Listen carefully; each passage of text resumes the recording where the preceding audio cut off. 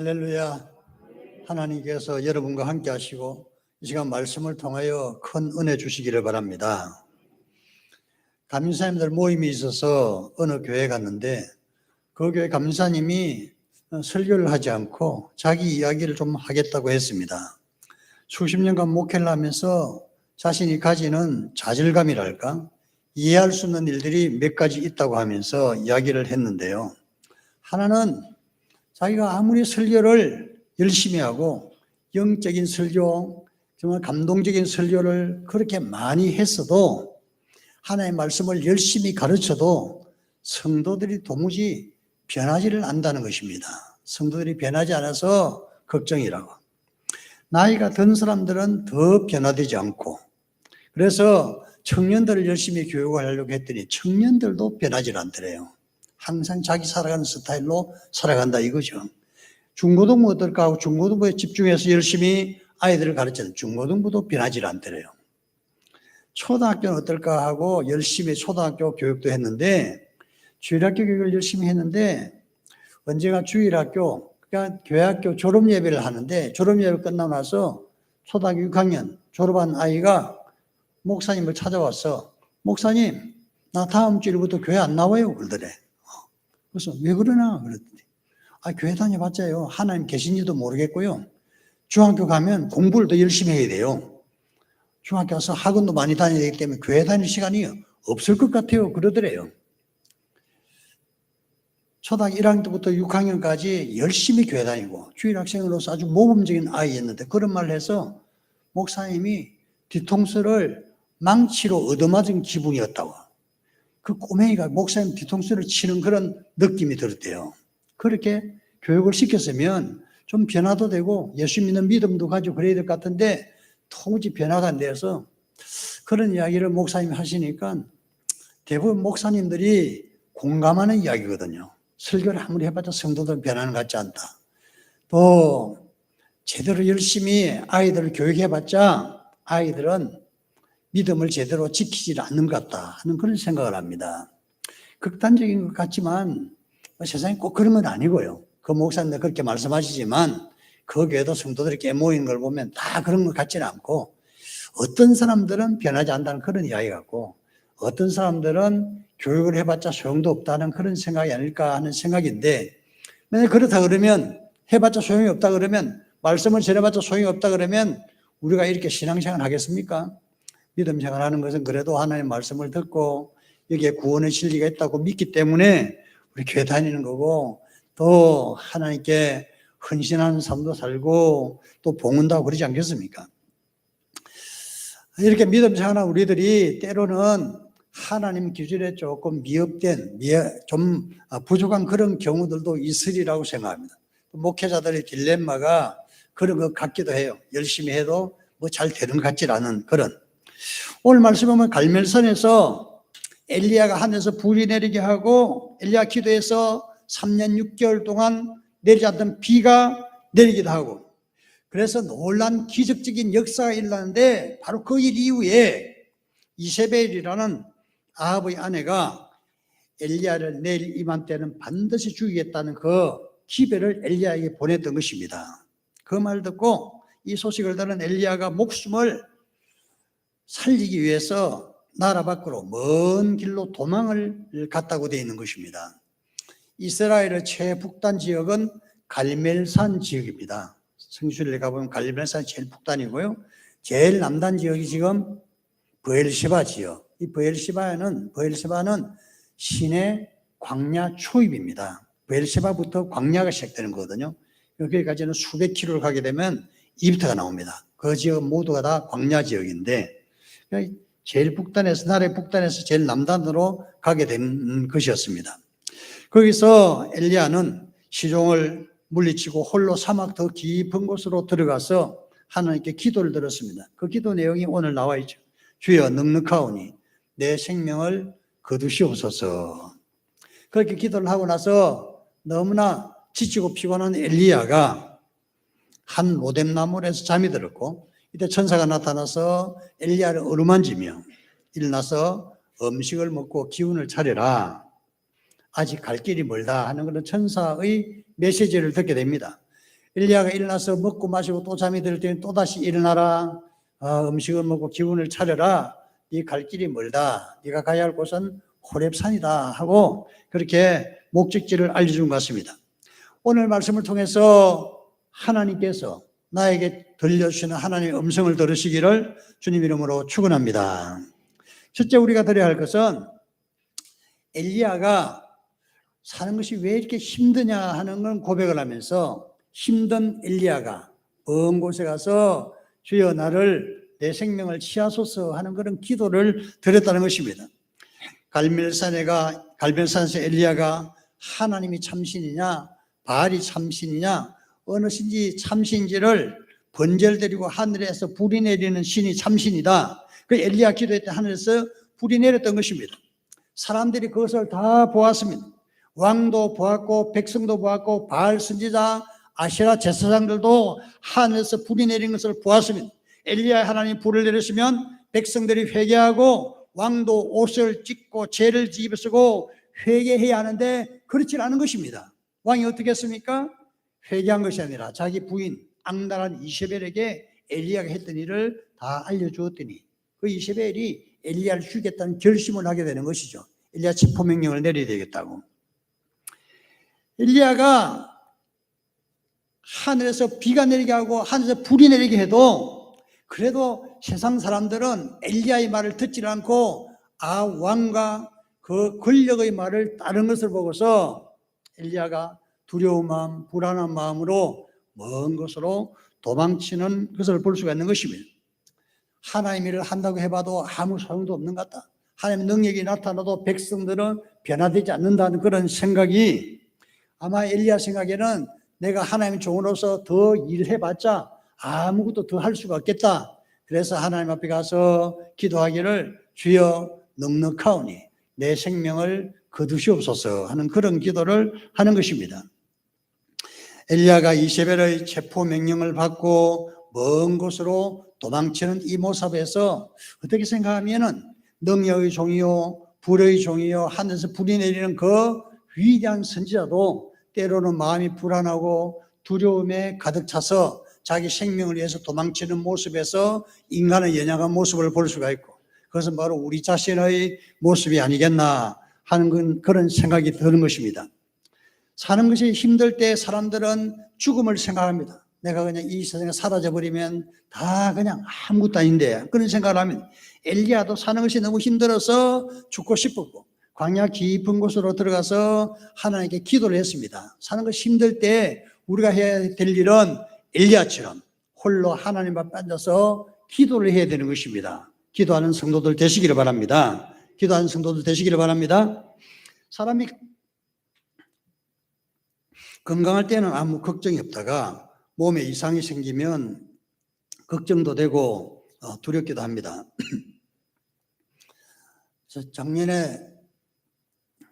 작년에 7월 달에 어느 날 왼쪽 등 쪽에서 좀 불편해서 자꾸 손이 가게 되는데 만져보니까 무슨 딱지 같은 것이 앉아있는 것 같더라고요.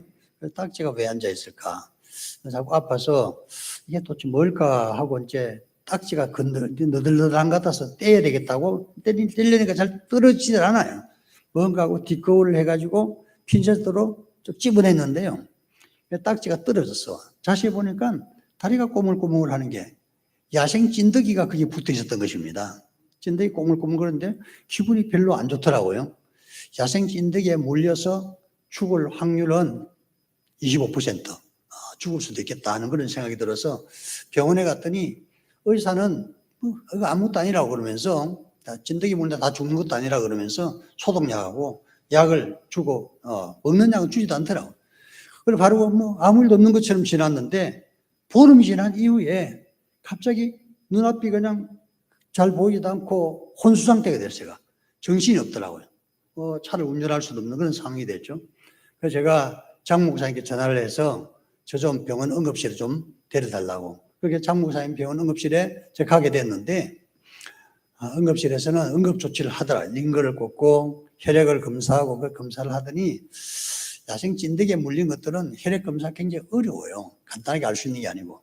그래서 일단 입원을 하라 그래서 입원을 했는데 의사는 아마 저를 살리려고 약을 엄청나게 주더라고요. 항생제 주사를 이렇게 링거에 꽂고 약을 한 주먹씩 주는데 무슨 약이 이렇게 많을까 생각될 때 한 주먹씩 약을 먹으면서 좀 걱정이 되더라고요. 이 약이 좀 위험해 보인다는 그런 생각이 들었는데 어쨌든 이틀을 먹고 났더니 열은 내린대요. 몸에 열이 39도로 오르다 열은 내리는데 그런데 뭔가 이상해. 의사가 다시 혈액 검사를 해보더니 뭐라 그런 거 하니 열은 좀 내렸는데 열은 별로 없는데 지금은 간 수치가 너무 높다 그러더라고요. 간 수치가 얼마인데 높으냐고 내가 자료를 보니까 보통 간 수치가 30, 40대면 정상인데 간 수치가 260으로 올라갔어요. 이거 굉장히 높은 수치라 그러면서 황달 증상도 있다고 그렇게 말해서 제가 의사한테 왜 이런 증상이 왔을까요? 그랬더니 잘 모르겠다고 그랬어요. 약을 많이 줘서 그런 것 아니에요? 하고 그랬더니 의사들은 따지고 물으면 의사들이 싫어해요. 자존심이 있어가지고. 내가 보기에는 선생님이 주는 약들은 말이에요. 내 간이 감당할 수 없이 약이 많은 것 같아요. 내가 그랬더니 의사가 아무 말도 안 하고 그냥 가더라고요. 그 의사가 좀 못된 의사 같아. 그러면 설명을 해줘야지. 그렇지 않습니다라든지 왜 이 약이 간에 영향을 끼치지 못하는지 설명을 해줘야 돼요. 그걸 모르면 설명도 못해. 하여튼 그래서 내가 그랬더니 그 다음 저녁에는 약이 2알만 당장 나왔더라고요. 그러니까 약 같지도 않은 약만 소화제만 준 것 같아요. 이제는. 그렇게 하고 나서 아무래도 미심쩍어서 내가 퇴원을 하겠다 그러니까 지금 퇴원이 안 된다고. 왜 안 되냐 그러니까 너무 신체의 수치가 위험하기 때문에 나가면 잘못하면 잘못될 수도 있다고 퇴원 안 된다 그랬어. 나는 여기 있는 게 위험해 보인다. 내가 나가겠다 그랬어. 그래서 나와버렸습니다.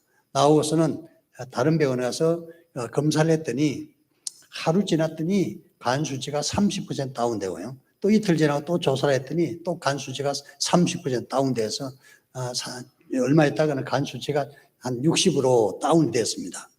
그런데 병원에서 하는 말이 간 수치는 다운됐는데요. 이번에는 감마 GT 수치가 굉장히 높다 그래서 그게 또 뭐냐 그러니까 뭐 그런 수치가 있는데 이게 위험하다고. 어떻게 해야 되냐 그러니까 우쭈우쭈 해서 하여튼 대학병원 가서 약도 먹고 치료도 받고 그랬습니다. 제가 그 당시에 간 수치도 높고 감마 지세도 높고 그래서 잘못될 수도 있다 하는 그런 말 듣고서 제가 평소에도 뭐 죽음에 대해서 걱정되는 일은 없었는데 어쨌든 하나님께 내 기도를 해봐야 되겠다 하고 바로 이 자리에서 하나님 앞에 앉아서 기도를 하기 시작했는데요. 하나님 하고 기도를 했더니 알지 못하게 눈물만 주르르 쏟아지더라고요. 그러면서 하나님께 기도드리면서 한참 기도를 하다 보니까 내가 이런 기도를 하고 있었죠.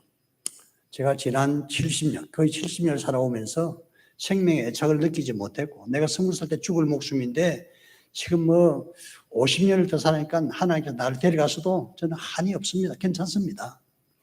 데려가서도 괜찮고 살려서도 좋고 하는 그런 기도가 나오면서 마음이 편안해지더라고요. 여러분 두려운 일이 있을 때 힘든 일이 있을 때 하나님을 조용히 앉아 기도하시기 바랍니다. 기도하시면 마음에 평안을 주셔요. 기도하면 하나님께서 죽어도 천국 가는데 뭐가 걱정이 있나 하는 그런 생각이 들면 마음이 편안해졌어요. 엘리야가 지금 주여 넉넉하오니 내 생명을 취하소서 하고 나서 뭘 했습니까? 보니까 그냥 잠을 잤어. 사람이 어떤 때 잠이 듭니까? 마음이 편안해 잠이 오죠. 스트레스 받고 힘든 일이고 신경 쓰이는 일이 있으면 잠을 못 자는 것입니다. 엘리야가 고온한 잠에 떨어져서 천사가 일어나라 그래도 또 음식을 먹고 또 잠에 골아떨리는 걸 보면 깊은 잠에 빠진 것을 볼 수가 있는 것입니다.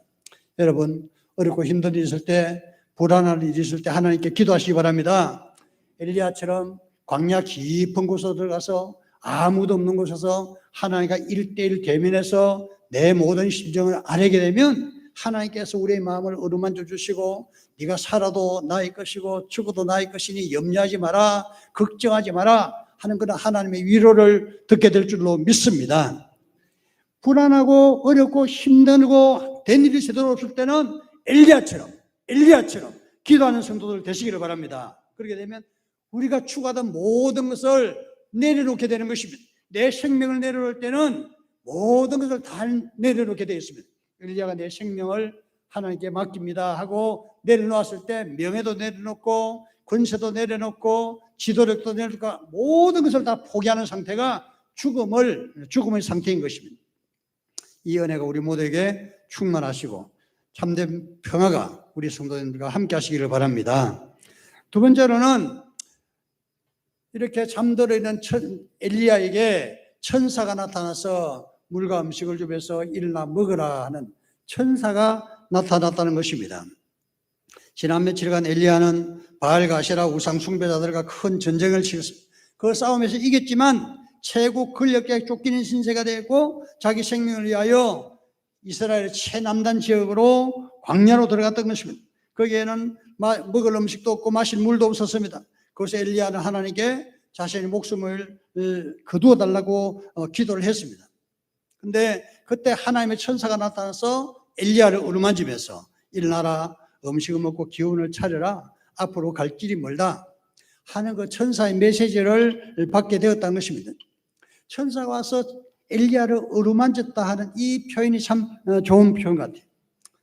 사람들 앞에서는 엘리야가 불의 종이지만 천사 입장에서는 한낱 연약한 인생이고, 그래서 엘리야를 어루만지는데 머리를 어루만지고 팔다리를 어루만지고 등을 어루만지고 그렇게 하면 쓰다듬지 않았나 이렇게 생각을 합니다. 어루만지는 것은 보통 사랑의 행동이라고 합니다. 사랑, 다른 사람을 사랑할 때 어루만지는 거죠. 우리가 사랑하는 손자를 만질 때 어루만지고 아들을 만질 때 어루만지는 것이, 몸을 쓰다듬는 이런 타치는 사랑의 행동인 것입니다. 성도들 중에서 어디가 아파서 기도를 받으러 오면 저도 이렇게 어루만지면서 기도를 보통 해줍니다. 등을 어루만지고 또 머리를 어루만지고, 팔이 아프다면 팔을 어루만지고 손을 어루만지고 그렇게 기도를 하는데, 하나님의 은혜로 어루만져서 기도할 때 낫는 경우가 종종 있는 것입니다. 어루만지는 것은 천사가 하는 행동일 뿐만 아니라 우리 사람들이 천사를 대신해서 하나님께서 보낸 사자로서 그 일을 할 수도 있는 것입니다. 몸이 아플 때 어루만지는 것은 중요한 치료 수단이기도 해요. 중국 서부에서 선교하던 김요석 선교사님이라는 분이 계세요.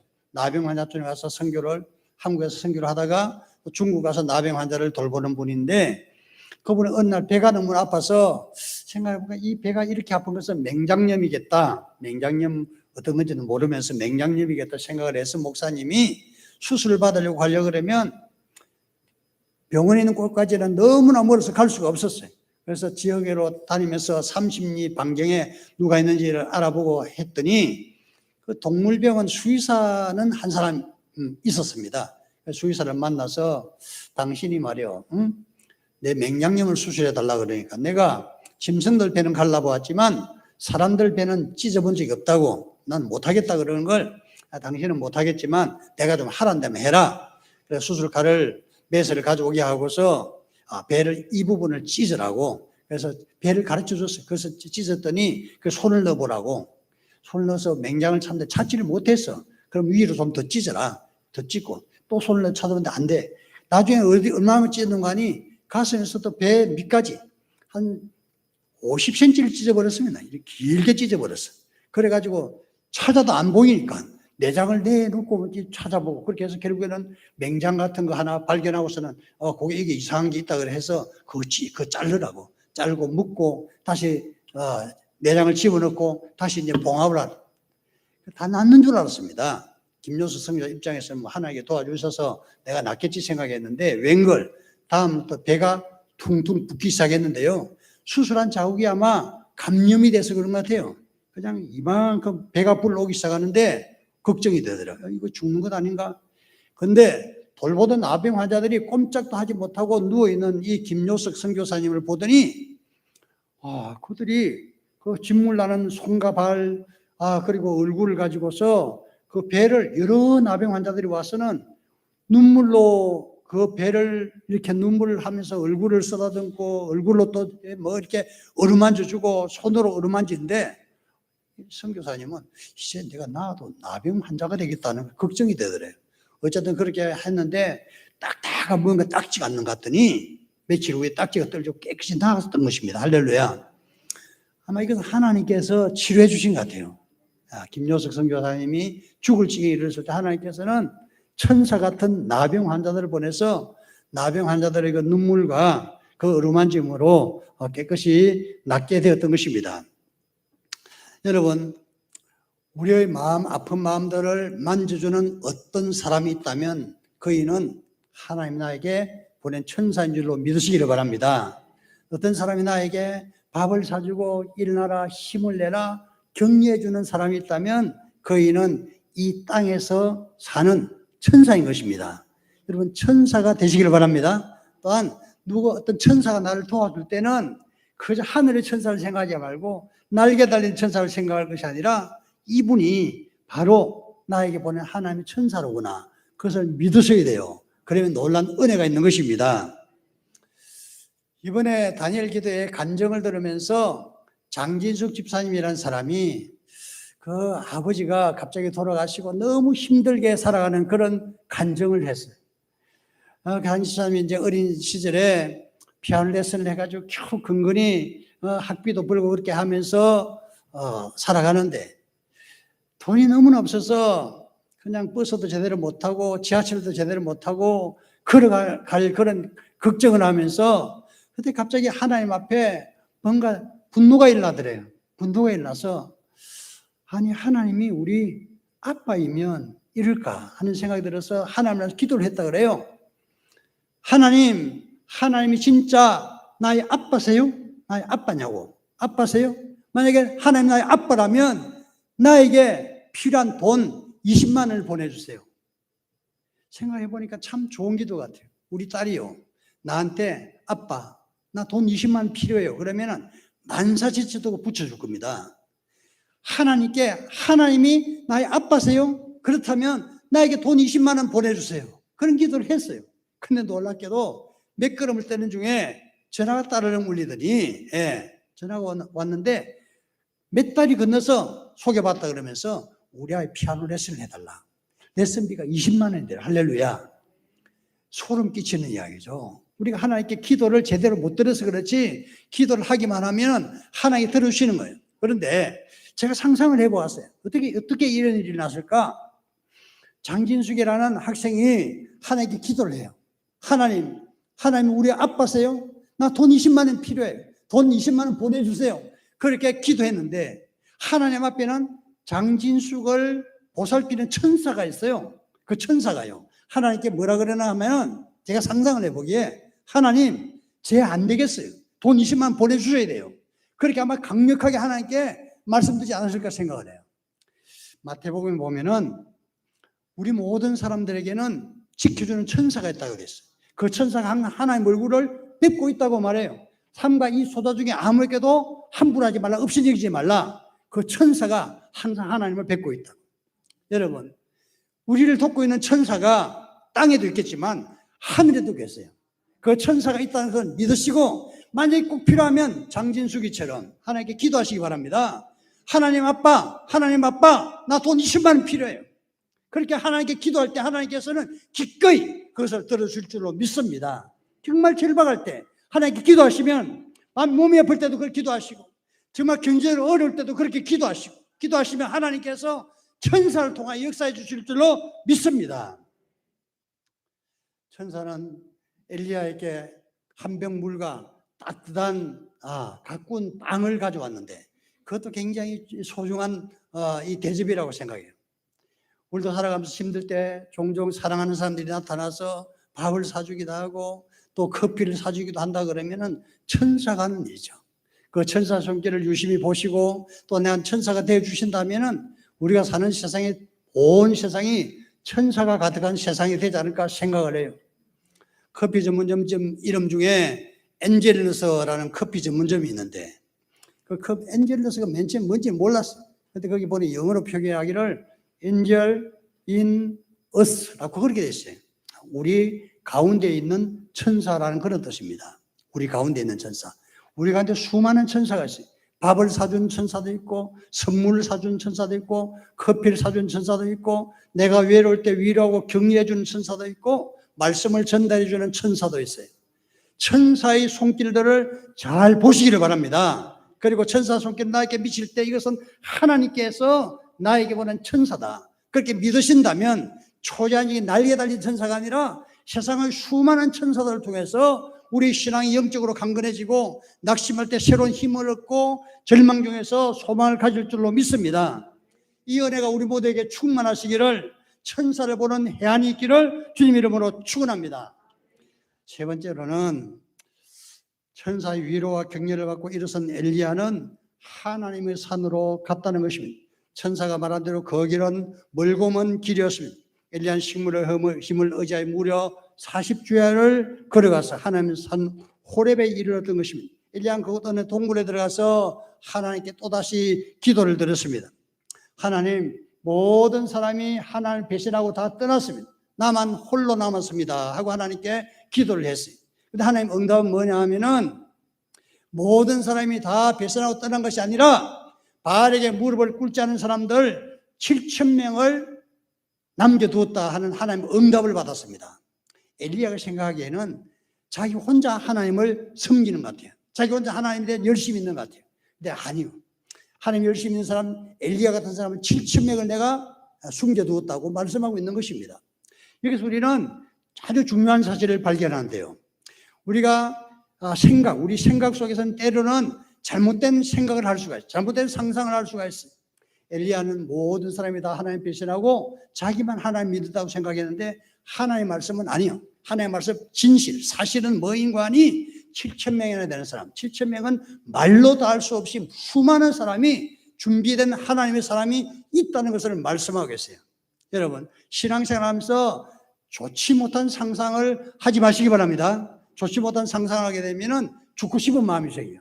엘리야는 모두가 다 하나님을 배신하고 다 떠났습니다 하는 그런 생각 때문에 광야에 들어가서 죽고 싶다고 내 생명을 취하소서 그렇게 말하는 거죠. 그런데 우리가 상상을 한다면, 우리가 생각을 한다면 나쁜 상상을 할 것이 아니라 좋은 상상을 해야 된다는 것입니다.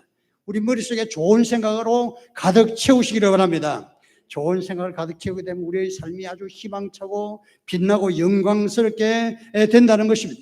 믿음 안에서 좋은 상상은 나를 행복하게 하고 살맛나게 하고 절망에 빠진 나에게 새로운 희망을 준다는 것입니다. 미국에서는 가스펠송, CCM 이 차트 순위가 있어요. 근데 그 차트에서 수십 개월을 일을 한 복음송, 전설적인 복음송이 하나 있는데 그 전설적인 복음송 이름이 I can only imagine 이란 그런 복음송입니다. 나는 다만 상상할 뿐입니다 하는 그런 복음송인데요. 나는 다만 상상할 뿐입니다. 나는 다만 상상할 뿐입니다. 그 가사가 이런 가사인 것입니다. 나는 다만 상상해 봅니다. 어느 날 주님을 만나는 것을요. 그때 나는 어떻게 할까요? 나는 주님께 무릎을 꿇을까요? 나는 주님께 할렐루야 찬양을 할까요? 나는 주님께 춤을 출까요? 난 주님께 경배를 드릴까요? 내가 할 수 있는 일은 영원히 주님께 경배하는 거예요 하는 그런 가사인 것입니다. 우리가 주님을 만나는 상상을 할 수가 있습니다. 어느 날 찬란하고 빛나는 영광에서 주님을 만나는 나 자신을 상상해 볼 수가 있는 것입니다. 그 상상을 할 때 주님께서 나를 어떻게 보실까? 나는 주님께 뭘 해드릴까 하는 그런 상상을 해볼 수가 있는 것입니다. 지난 화요일 저녁에 다니엘 기도에서 간증했던 이은상 선교사님이 간증한 데 보니까 1989년도에 미국의 대학에서 근무하던 이 부부가 한국의 난주도 문제를 해결하기 위해서 환경 세미나에 참석했다가 돌아가는 길에 다시 돌아가는 출국 전에 예배를 드렸는데 예배를 드린 중에 마음속에서 들리는 한 소리를 듣게 된 것이죠. 이 은상 선교사님이 들었던 말이 바로 오늘 설교제입니다. 너는 뭐 하다 왔니? 너는 뭐 하다 왔니? 그래서 하나님께서 그 마음속에 주시는 소리는 내가 너에게 학식도 주고 물질도 주고 좋은 사람도 붙여주고 건강도 주고 모든 좋은 환경을 주었는데 너는 세상에서 뭐 하다 왔니? 너 자신 잘 먹고 잘 살다 왔니? 하는 그런 음성을 마음속에 들었다 그래요. 그래서 깜짝 놀랐어. 이제까지도 주님의 일을 했던 목사 부부인데 그런데 그 말씀을 듣고 보니까 너무나 부끄럽더라는 거예요. 어느 날 주님 앞에 서게 될 날, 그 영광스러운 그 주님의 보좌 앞에 서게 될 날 주님께서 물으시기를 너 세상에서 뭐 하다 왔니? 너 뭐 하다 왔니? 그렇게 물을 때 나는 잘 먹고 잘 살다 왔습니다. 나는 아무것도 하지 않고 살아왔 그냥 편안하게 살다 왔습니다. 그것을 속한 것 아닙니까? 그렇게 대답할 수도 있겠죠. 그런데 이은상 선교사님은 그것이 부끄러웠다는 거예요. 그래서 제가 무엇을 해야 될까요? 하고 하나님께 부탁을 드렸습니다. 그때 하나님께 주신 사명은 전 세계 오지에 들어가서 내가 반드시 가야 할 그곳에 네가 가라 하는 그런 음성을 듣게 되었다는 거예요. 그래서 몽골에서 중앙아시아에서 곳곳에 다니면서 복음을 전하게 됐는데, 어느 곳에 가든지 간에 주님께서 보내시는 그곳에는 준비된 영혼, 구원받을 영혼이 기다리고 있었던 것입니다. 그래서 그곳에 교회를 세우고 능력과 기적이 나타나고, 어떤 곳에는 폐병 환자가 낫고, 어떤 곳에는 기머리가 듣게 된 역사도 일어나고 놀라운 일들이 일어났던 것입니다. 그 일은 정말 어렵고 힘든 일이어서 때로는 생명을 포기할 정도로, 이번 선교여행은 목숨을 보존하기 어렵다는 그런 생각이 드는 그곳에도 주님께서 원하시는 곳이면 기꺼이 갔다는 것입니다. 그래서 그 일을 감당하고 있다고 우리가 간증하고 있는 것이죠. 우리 하나님께서는 이현상 선교사님에게 너 뭐하다 왔니? 이렇게 질문하실 뿐만 아니라 우리 자신들에게도 너 뭐하다 왔니? 그렇게 질문하실 것이라고 생각해요. 영광스러운 찬란한 것 주님 앞에 우리가 서게 될 때 우리 주님께서 너 뭐하다 왔니? 그렇게 질문하실 때 나 이것하고 왔습니다. 나 사랑하며 왔습니다. 교회를 섬겼습니다. 성도들을 섬겼습니다. 가난이들을 도왔습니다. 내가 했던 일들을 주님께 보이면 주님께서 기뻐하시면서 착하고 충성된 종아, 네가 지극히 작은 일에 충성하였으니 내가 많은 것을 너에게 맡기리라 칭찬받는 우리 모두가 되어야 할 줄로 믿습니다. 이 은혜가 충만하시기를 주님 이름으로 축원합니다. 기도하겠습니다. 사랑하는 우리 하나님 아버지, 은혜를 감사합니다. 이제도 말씀을 통하여 우리에게 깨우침을 주시고 새로운 은혜를 주셨다면 말씀에 응답해서 순종해서 너 뭐하리 왔니? 뭐하러 왔니? 주님의 음성에 기꺼이 내가 했던 일을 보고할 수 있는 저희들 되게 하여 주시옵시고 칭찬받는 종들 되게 하여 주시옵소서. 예수님의 이름으로 기도합니다.